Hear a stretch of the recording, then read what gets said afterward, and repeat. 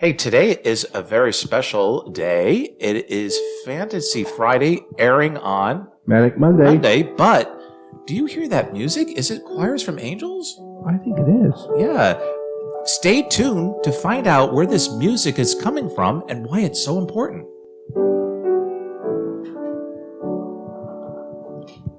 Hello and welcome to another edition of Web of Faith 2.1.5. My name is Father Kenneth Briganti, and I'm the pastor here at St. Mary Magdalene de Pazzi in Flemington, New Jersey, part of the Diocese of Metuchen, and I'm joined by my co-host, Father John Trujillo of the Diocese of Harrisburg, Pennsylvania, and Director of Pastoral Formation at Mount St. Mary's Seminary in Emmitsburg, Maryland. And if you've been watching this series, you know this is based on our regular series, Web of Faith 2.0, which airs on EWTN on Saturdays, Eastern Standard Time at 11 p.m. Now, Father John, do you know what day it is? It's Fantasy Friday. Which airs on? Manic Monday. There you go. So Fantasy Friday. I practice that all day. Oh, I'm so glad, Father. So Fantasy Friday, sometimes we have guests. On the last few episodes we did. And so today we're joined by a very lovely lady. And a dear friend. And she's going to instruct us on music and liturgy. Her name is Cheryl Manfredonia. Her husband owns a Catholic radio network here in the New Jersey area, which airs a lot of EWTN shows, and you can probably also explain that too in a moment. Mm-hmm. But Cheryl is here to, first of all, we're going to introduce her, and then she's going to explain a little bit about music in the Catholic rite and what we what we try to aim for in liturgy in parishes. So, Cheryl, welcome. Thank you very much for having me. Good to be with you on your special. And you cannot see, there's a pianoforte over here. And in the pianoforte, she is a pianist as well as an organist. But the piano always reminds me of something, Father. And what does it remind you of? He had that cocktail glass. I did. It reminds us of the old Rainbow Room in New York City on the 65th floor that had a wonderful piano. Called the RCA building. Now it's the GE building. Right. Had a wonderful piano bar and a pianist. But that's not the type of music we're going for today. Our music is liturgical. So, Cheryl, why don't we have you go for there? Because there is a difference between secular and church music, isn't there? Absolutely, there is. And you know, it makes me think of not the Rainbow Room, but if you traced all the music that you're listening to now, or that your parents had listened to, whether it was jazz or even generations before that, maybe gospel spirituals or early music of the 20s, and you could go back so many years, almost like it all began in the earliest centuries as one river. One river is flowing, and eventually things were changed, things were added. People come along and say, I want to do this, well, I want to do that, and eventually that river has split into two streams. And now we have so many tributaries, we can't even keep up with them all. But the greatest division was the secular and the sacred. Right. And so many times it seemed like they had to always rope back the people. You know, they would take it so far and they would reel them back in. For example, in Gregorian chant, very simple, simplistic beauty, one voice chanting prayers.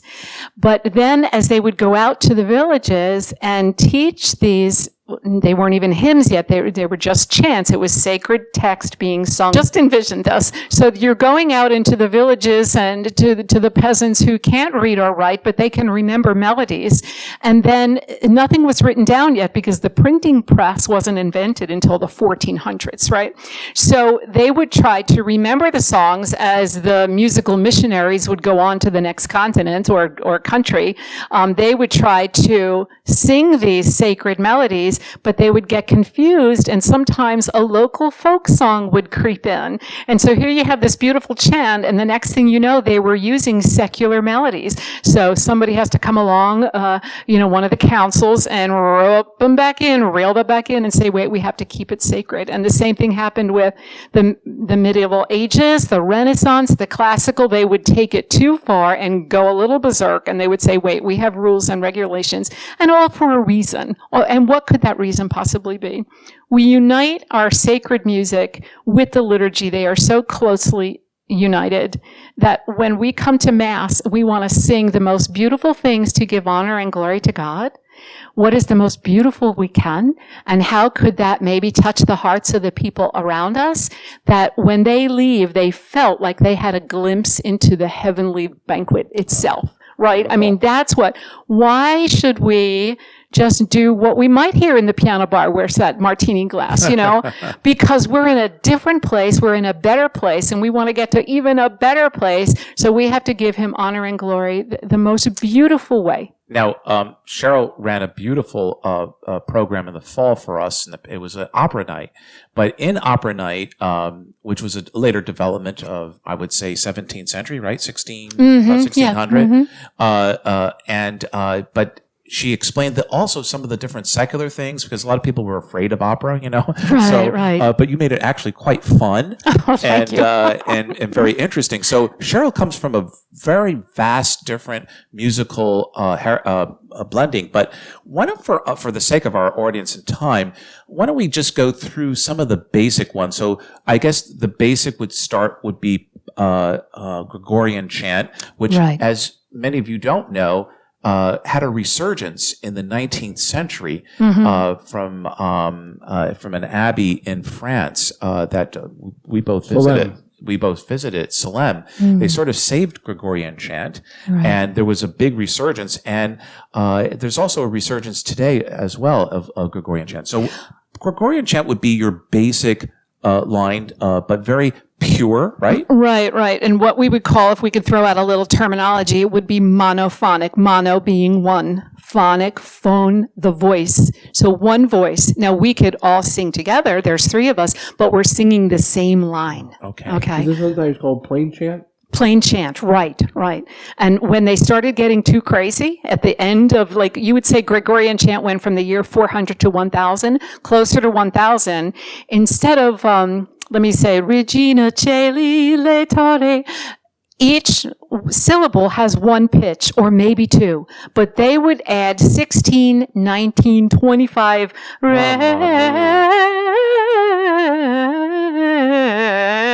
By the time you got to the Caeli, you forgot where you started. So, like I said, they would rope them And back that was in. still Gregorian chant because it was the same note, basically, Mm-hmm. by the whole choir, which brings us into the Renaissance, which would then introduce 4 and 5 part harmony. Right. So you could say, if we were to do a comparative study, and let me go to my props so you can see what this looks like. In the And we do love props, right? we do love props. So can you see this, or zoom into this, or something like that? You Can I have. hold that for you? Oh, sure. Okay. Yeah. So you can see it's different than the music we know today. And we don't have to hold it up here forever, but there's 4 lines to the staff. And what we're accustomed today is 5 lines to the staff. So we said in chant, it was monophonic. It was a single unison voice, right? When you go into the medieval and Renaissance era, about 1000 to even 1600, it was polyphonic. Polyphony, poly, many voices, and again, voice, polyphonic. And it could be 2, 3, most often it was 4. And each voice was as equally important. It's not like Father John has the melody and we're going to ooh and ah on some little basic harmonics. Everybody could almost sing their line individually and it would be just as beautiful. So imagine 4 individual lines equally as important, but weaving, we all don't move what we would say homophonic, where we all move at the same time. It creates just a variety of different harmonics in the fact you don't know where they're all going to land. Well, you do know where they're going to land, and that's another difference. With chant, it was very free. The text dictates your rhythm. There's really no rhythm. If you try to tap your foot to chant, it can't be done that way. So the text is driven by the phrase, whereas in polyphonic music, they started developing, 2 beats to a measure, 3 beats to a measure, and so it became metrical. So you go from the free form to the very metrical. And for those who like polyphonic music, one of the famous papal composers of the time in the 16th century was Palestrina. Yeah. And many of his pieces today are still performed and still done in liturgies. And again, it has that 4 or 5 part harmony, so that I might have the, let's say, baritone. Father might have the bass, and then there'd be a soprano. There'd be a tenor even, and they would all go at the same time, but at the different levels, which really would be very effective, right? It really was so beautiful. And the remarkable thing is, when you think about how difficult this must have been to write, even though they were saying some of the text at different times, you could always understand the text. And that's the ultimate thing. When we go to Mass and we either chant or we're listening to polyphony, you know, they talk about active participation. You can participate actively by listening to the choir sing Palestrina and meditating on that text, which is so beautiful in and of itself. Who are we to reinvent these styles that have withstood the test of time? In fact, the post-quarantine Mass right now, we cannot have hymnals or missalettes, and most people are going to have to wear the mask. So singing is going to be very difficult. So we're really going to be just mostly meditating on what the cantor and organist and all will be doing at the liturgy too. So Right. that's a very Some interesting dioceses point. they're forbidden to sing.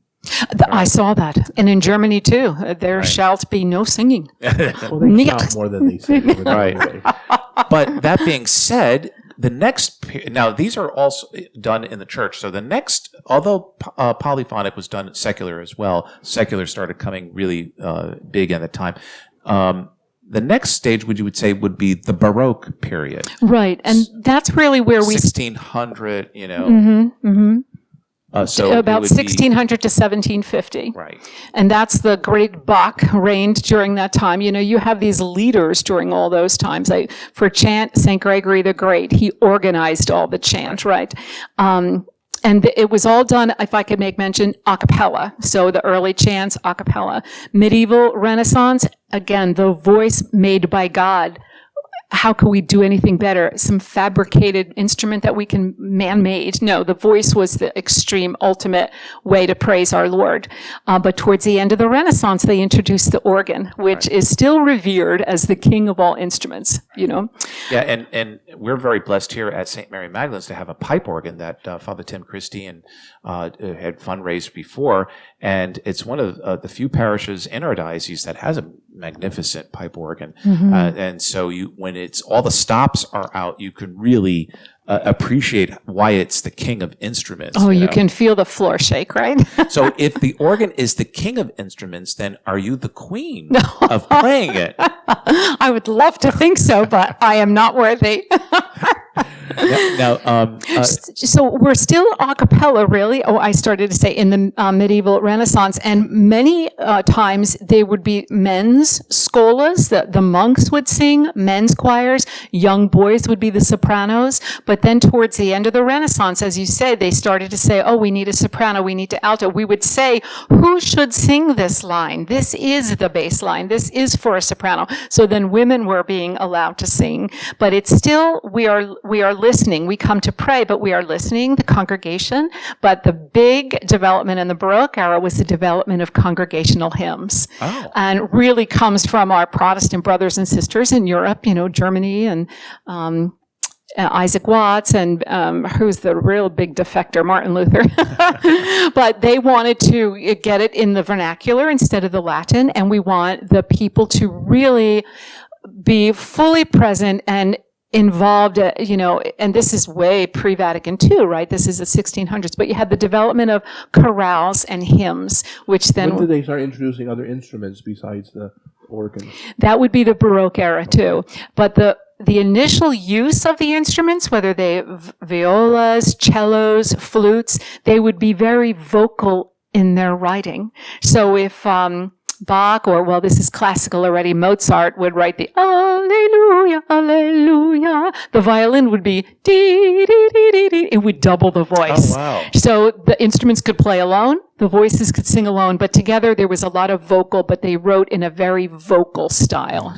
Now, one of the first of that period, of the Baroque period, would be Claudio Monteverde, who also is tribute to one of the first operas. But he wrote, and I would suggest to get the CD, in New York a few years ago. Well, it was 2010. Could you believe it's 10 years You're ago? dating yourself. They don't make those. Oh, that's anymore. true. But no, they still do. You can still get CDs. I just purchased a few. But anyways, the mostly Mozart concert, which is like a 10-week period in the summertime at Lincoln Center. And in 2010, they highlighted, or they began, even though he's not Mozart and he was many years before, the Vespers 1610, which was one of the first. Vespers is like evening prayer that we say, but it could be sung, and it was one of the first to be done in the Baroque style. So they would start off with the Gregorian chant, which would be the one voice, and then all the instruments, voices would hit you, and it was like a bash of senses, wasn't it? Oh my gosh. It pulls on emotional strings like nothing else. You can read, but when the music starts, right to the middle of your heart, right? Right. And so during the Baroque era, then you could see a couple of tributaries coming now. There was secular music that was written for the king and the queen to be performed in the parlor. There was, music. ballets, and then operas. So they had these sacred stories that they wanted to bring to the people. And so the first before opera was the oratorio. So it would be telling, the story of the Messiah, or, any of these other biblical stories in song and music. And then they said, well, let's add costumes, let's add staging, let's stick a ballet in there. And the next thing you know, you have full-fledged opera. And by then we were in the classical period. Right. And if anybody has gone to a Baroque opera, they're long. They're beautiful. I went to a Baroque opera in February. It was one of Handel's opera. And I was called Agrippina, which was based on a Roman the mother of Caesar somebody. You probably know that. Anyways, and it was a whole story. So it took place. It was great. It took place in Roman times, written by a Baroque classical Handel in the 18th century, but modern costumes in the 21st century. Oh, boy. But it all worked.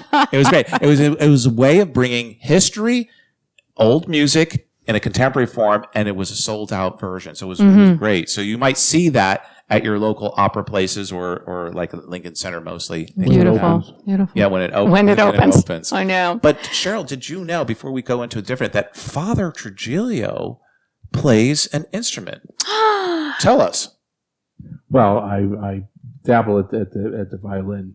Like Jack Benny. Right. Oh, I can put that For those together. who are young, Jack Benny was a great comedian who often would bring out his fiddle and play for the audience. And so we should get Father Trujillo on one of the Fantasy Fridays to tickle the strings, or tickle the ivories with the piano. The second round of the Corona for that to happen. No, I think we need to pull you in and get you involved. Yeah, no, if I did that, every cat in the neighborhood would be screeching. So after a little aside too, Father Trujillo is the president of the Confraternity of Catholic Clergy, and Father, why don't you tell us? We had one of these Baroque masses. We did. This was the masses, privilege. even though they were like a concert in themselves, an opera in themselves, and that's how you buy the CDs today, or you go to the concerts and see them. They were intended for mass. Yeah, we had an international gathering of clergy, United States, Canada, Australia. We had Great Britain and Ireland, and we were at the different basilicas, and each one did a different mass. So we had Vivaldi at one, we had Mozart at another one, and they literally played the mass parts at mass. So not only did you hear like the Gloria, Vivaldi's Gloria, but it was at the part of the mass where you would literally sing the Gloria. Oh my goodness. Mass. And that was so beautiful because that's the way it was written and intended, Right. as opposed to just sitting there in an auditorium. We heard it at mass. And then Cardinal Pell was the one who helped sponsor this. They brought in these Lazarus, that was the name of their group, from Ireland, and they sang with the orchestra. Oh, how beautiful. It was just absolutely. beautiful. You felt like you were in beautiful. heaven. Now, Yes. Cheryl knows a lot about liturgy because she's not only organist and choir master here, she's also involved in planning the liturgies. And this is just one type of concert or convention that we go to, but planning the liturgies has everything to do from benedictions to evening prayer to the different sacred feasts that we celebrate. So what goes into that? Well, we don't need to reinvent any wheels. Thank goodness. That is not my department. The text is given to us. The Mass has been the same for over 1,000, almost 2,000 years in terms, and of course the text has gone into some revisions to get the truest sense of what they're trying to say. But there's the opening antiphon or the introit. The text is there. Why should we say, well, I know better, I'm going to sing this hymn? We don't sing for the sake of singing something. We're going to sing the text that is given to us by the forefathers of the church and Jesus himself and the apostles. And so it's given to us. We can very easily do the chant. Even Second Vatican II, where everybody says, oh, wait a minute, what about all those guitar masses? And it kind of the pendulum swung to an extreme. Even coming out of Second Vatican II, they said chant and polyphony should hold the pride of place in our liturgy because that's how it was meant to be. Who are we to try to say, I know better? And what I notice here at St. Magdalene's, you have a beautiful blending of the vernacular and the sacred Latin, because we're the Latin Rite. And then I know sometimes people say, oh, isn't that old-fashioned? But if you were to go to a Jewish worship service, they've got Hebrew and then they got English. You go to the Lutherans, they'll have some German, and then they'll have the English. The same with almost every other faith. So in our tradition, it's nice that we have a nice balance of the English and the Latin, and it shows that it's part of our patrimony. And even hymns between the choir that do a choir piece, which might be in 5-part polyphony, to a hymn. Now, hymnology is very important because it expresses our theology. So you were instrumental in choosing the hymnals, and we worked together on the missalette, which we can't have right now, the Ignatius Press one. Right. But we're not singing the trees anymore. But why don't you explain about the importance of hymnology?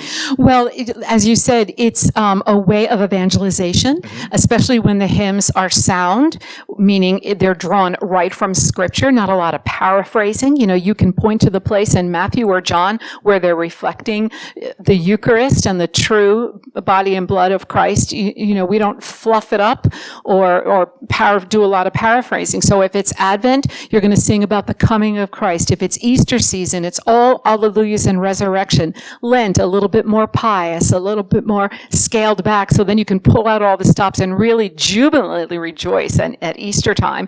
But you have to look at the feast days, the season, the point of the Mass. You're not going to sing some kind of a hip hop going to communion. It's very silent and reverent, and maybe just a simple refrain that the people can internalize, and then we close with a hymn that everybody can participate in.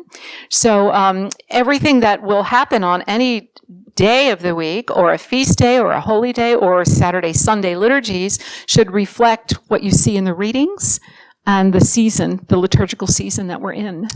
It goes a lot into that in planning liturgy. Right. Excuse me. And I do try to do the balance of hanging on to the language of our church, which is Latin, and then those who want to be singing the English. Now, maybe you can give us a demonstration of something. Yeah, tickle the keys there. Oh my goodness gracious. Do you want your martini glass? Earlier we spoke about Gregorian chant, and then you brought up the opera, how it's something unfamiliar, and we think, we can't do it, I'm afraid of it, I don't know about it, I didn't study it. Many of you will be very surprised that you are chanting. When we simply sing in English the Our Father, the Lord's Prayer, that is chant. And if you were to look at it in the hymnal, which is not in the pew right now, but you might have one at home, you can pull it up online and you follow the notes, you can see there's no meters, it's not in 3/4 time, there's no bar lines, it's free flowing. So right away, you think, I want to know more about chant. How can I do this? You get a piece and just read the text. How would you speak it? Our Father, who art in heaven, hallowed be thy name, right? And the mistake that some people make because of our upbringing and the entire world being so metrical and rhythmic, we sing it very robotically. So let's try that. And I'm going to challenge you because you might not even be able to do it because you chant all the time. But if you can imagine, Our Father, every note is equal, okay? Not phrases, but our Father let's do it together. Our Father who art in heaven, hallowed be thy name.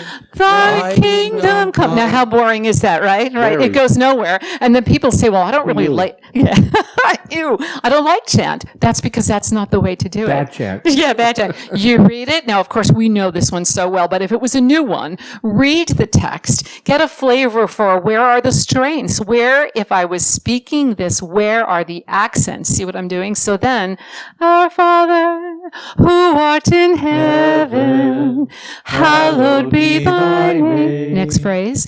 Thy kingdom come, thy will be done. A longer phrase. On earth as it is in heaven. And then you ease out of the line. You see how easy that is?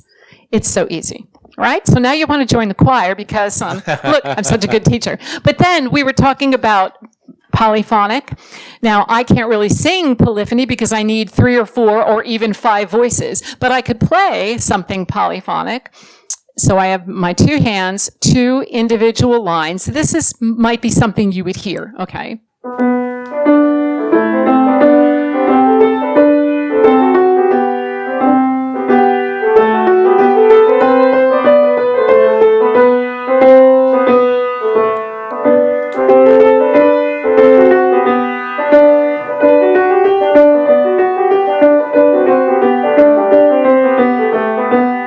So, could you distinguish, Yes. the 2 separate lines? And you imagine those being done by voices with text. Right. And they could be done alone and it would still be beautiful. And it just raises it to such a beautiful height, So we had a lot of verbiage, right? We had a lot of terms. Monophonic, 1 voice.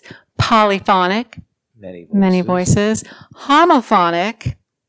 Did we talk about homophonic? I think so. So this is when, as we branched out and composers are saying, wait a minute, I have another idea. In the Baroque era, the soprano became the important one, right? So the soprano gets the melody and she's singing and she's so important.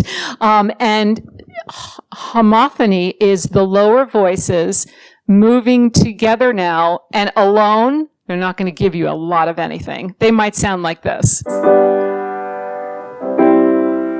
Okay. So far, not so interesting. You need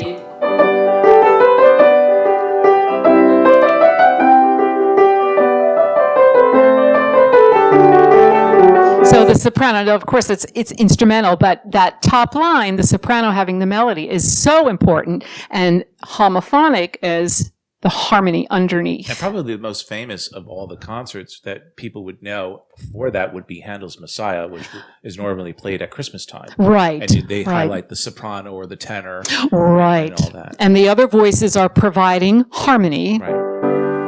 And it gives us the tonality, which is another difference. We could be here more than a half hour. With chant, we had not the scales like you started singing earlier. Do, re, mi, fa, sol, la, ti, do. Those are modern scales, all right? But in Gregorian chant, it was modal. They were modes. And each one, they were more interesting than do, re, mi, because each one was different. Phrygian mode, Dorian mode, 7 or 8 different modes, and they were each had its own unique flavor. And then in the polyphonic era and moving closer to the Baroque, they developed, instead of the 4 lines, we have the 5 lines and the harmonies that our ears are so accustomed to today. So as a liturgist, musician, and choir master, what would be your biggest challenge you face in parishes today? Well, Besides money. Yeah, you could have a tough pastor. Now, let me tell you. No, I'm kidding.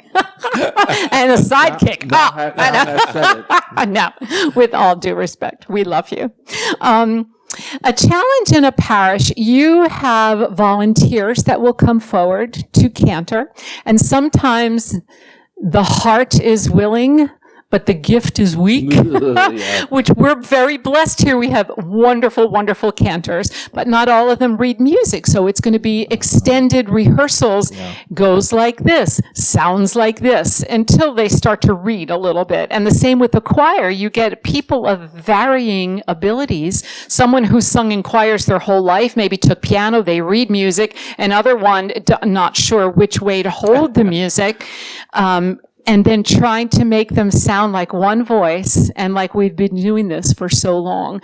You wonder why the chants and the monks are so beautiful, because they sing together, 5, 7 times a day? Morning prayer, louds, noon prayer, evening prayer, night prayer. And they're chanting together for years, so they become one voice. They anticipate each other's breath. Now, music is important to liturgy because St. Augustine says when we sing, we pray twice. So Right. we should He always who remember sings that. well prays twice. Oh, well. But I well looked that one up. But well could be, defined as personal taste too. So, anyways, I say that because they always razz me on my No, voice here, we so. don't. But now we have this new mass from Pope Francis. It's just the text. Mass in time of pandemic. Is there anything you could do with that? Let's see, there must be some text Gurges, that something about ravaging and suffering, I guess. I don't know. Social distance. Yeah. Anyways, Oh, I know. Don't stand so close to me. Yes, right? here you We'll go. use it. Okay, that'll be our. But we just have a few minutes left, so we want you to maybe explain a little bit about your husband's radio station. Okay. Many people here in the parish might not know about it. Oh, all right. So if you're driving in your car, that would be the first and most easiest way to try to find it on your radio. Do cars still have radios? I know you're Yeah. talking about. Okay. My car has a radio, and it's 1260 AM. And what we are an affiliate of EWTN. So about 75% of the programming is provided to us by EWTN. So you can hear Father John and Father Briganti on Web of Faith. 8 o'clock, I think it's Monday mornings. Right, right. And the Mass is on every day. The Rosary is prayed. And there's just a plethora of programs, 7 days a week, 24 hours a day, speakers, retreats, some music. I actually do a sacred music hour on Thursdays and Sundays at 2 o'clock. Oh, nice. So I might say, you love this beautiful Jesu joy of man's desiring, this hymn. Well, where does it come from? Oh, it comes from a Bach, a larger work, a cantata. So, you could kind of not really take notes, but you could kind of delve into some of the music history a little bit more and have a deeper appreciation and understanding for sacred music. And that is a very good resource for us Catholics to have a station like that. I come from the Archdiocese of Hartford, and they used to have a station called WJMJ, Jesus, Mary, and Joseph, but it wasn't really that into the Catholic programming like your husband and runs. So we're very blessed in this area to have that. And, We found that during this time of pandemic, which now we're pushing 3 months here shut in, that our listenership has multiplied exponentially, and so did EWTN in Birmingham, Alabama. Because what do the people have? They couldn't go to church for so long, so they would have their radio on, and they would be praying for hours from the Chaplet of Divine Mercy to, like I said, the Rosary, and listening to, I'm going to break something, listening to wonderful speakers and staying connected and knowing that across the miles, people are raising their prayers to heaven at the same time just by the radio dial. well, we want to raise our glass to Oh, you, you're a dear. Cheryl. Unfortunately, we're at an end of another wonderful show here, and we'd like to thank Father Matthew Marinelli, our cameraman and our editor, Director, producer. sound man, and he had to do a little fancy footing here. You probably will see to go over to the piano. So we thank him for that. Thank you, Father Matt. And we also thank you for your generosity in sending in your weekly collections. And also you could do that now by PayPal, texting, or the electronic giving, which we have a webinar on our webpage if you'd like to look at. And who could help you in the office? You call Regina Ebersheim. There you go. And she would be She's happy. waiting for your call. She'd be happy to help you. So I think we should send in those emails to see if we can hear Father John play that violin. Yes, let's wanna- get the Uh, request. My violin is I don't know. I saw it in seminary. not the garbage. I saw it in the garage. In the garage. You're going to be in the garbage. Yeah, we're going to dust that off, Father. Yeah, well, Father Briganti's been taking piano lessons. I Well, heard. unfortunately, but she's a very good piano instructor, by the way, too. Yes, among many talents, and organ as well. What pen is So she we're in? very blessed at St. Mary Magdalene to have Cheryl, because the liturgy is done to perfection, I would say. Oh, yes. And a lot has to do with Cheryl and her planning. So we thank you for joining us. Thank you very on this, much. Thank special you. Show. And until we see you again, may God bless you. And Father, give us your blessing. The Lord be with you. And with, And your, with spirit. your spirit. May Almighty God bless you, the Father, the Son, and the Holy Spirit. Stay healthy, and God bless you. Bye-bye. Excellent.